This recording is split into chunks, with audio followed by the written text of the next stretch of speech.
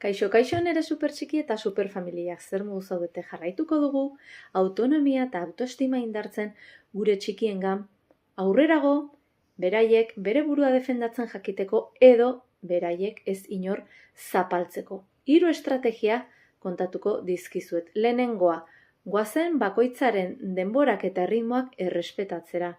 Ez dugu presa sartuko, ez dute ikasi behar gure erritmoan, beraien erritmoan, baizik praktikatu behar dute. Pazientziakin ibili behargea. Bigarrena, norberaren lorpenak ospatzea. Ez dugu bestekin konparatu behar ezan. Nahi arrebak, zikasleak, ez ezer.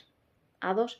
Hirugarrena, autonomia guri eredu bezala eukiko igute. Beraz gu zeingo dugu, gu ere gure hutsegiten kargu egin, gure erabakien kargu egin, nola aukeratzen dugun eta gure burua zaintzen dugun edo ez. Ez du balio kriston parrafada botatzea eta gero guk hori ez betetzea. Ados? Edozein zalantza hemen aukazue, hemen behan jarriko izue telefonoa, laguntza beri izan eskio, lasai asko idatzi edo deitu. Benga, egun ederra izan.